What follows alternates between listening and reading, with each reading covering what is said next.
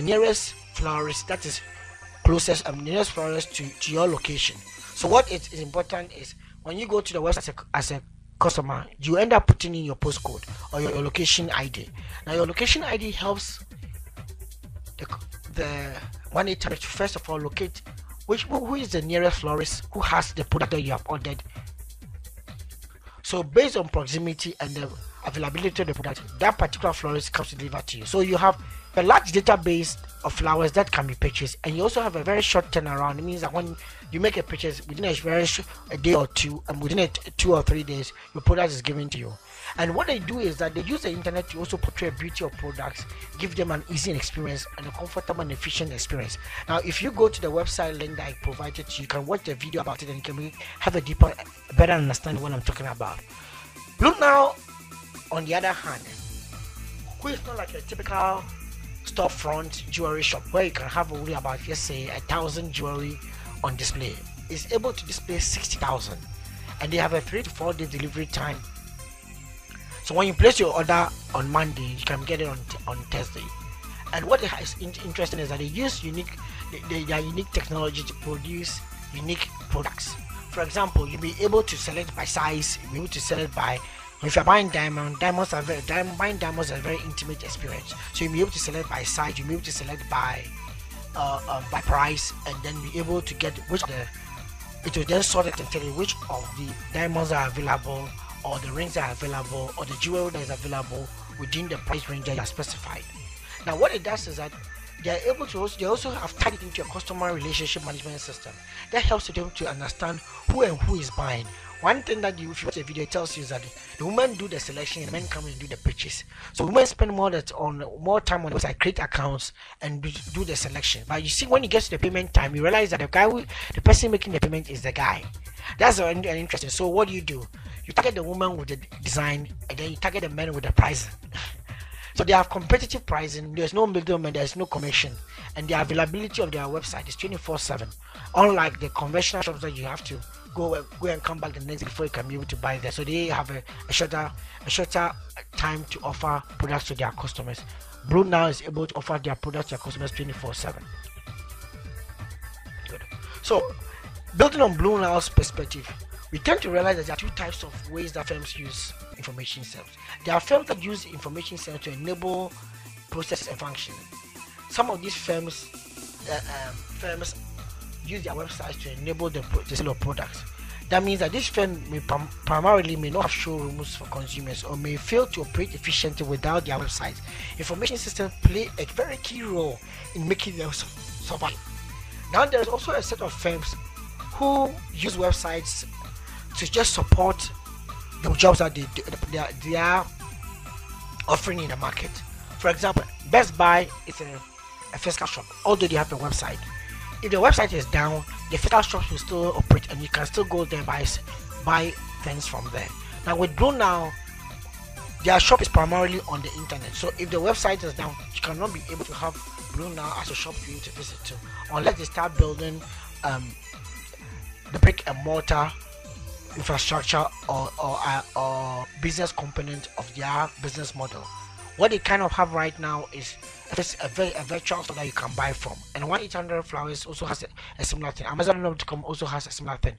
You cannot find these shops and just go and walk in and buy from them. What you can do is I can buy from them online. Unlike Prada, Best Buy, they may have a website to support their functions and processes that they may do. Best Buy also has a website, but they also have physical shops that you can buy from. So in these 2 roles, you can see that there are firms that have learned how to digitalize their products and services. Those are the ones which use information systems to enable their functions, and there are those who may not have digitalized much of their product processes and functions, but what they have done is they are using information systems to support organizational processes. So these are 2 different ways. Now, in the integration of the internet into firms brings us to what we may call technologies that you may have heard: electronic business, electronic commerce. So what are the differences between these 2? Electronic commerce is the sharing of business information management, managing business relationships, and facilitating transactions with internet technology, that's linking buyers and sellers. So with electronic commerce, there's a commercial activity of or business transaction. So it deals with business information, business relationship, and facilitating transactions with the internet. Now with electronic business, what we have here is when a firm executes business processes with the internet technology. With internet technology, you have electronic business. So when a firm is even able to deliver sales, finance, human resource, manufacturing, as supported by the internet or as supported by such electronic communication media, you then have more what you may be tailored as electronic business. To put it another way, electronic commerce then becomes a subset of electronic business. So if you were talking about electronic business, you also be talking about electronic commerce. Now you may have also heard about mobile commerce. Now mobile commerce also falls under electronic business. That's the use of mobile phones to conduct commerce, or the use of mobile phones to share business information, manage business relationships, and facilitate transactions, all by a mobile or wireless device, may be called mobile commerce.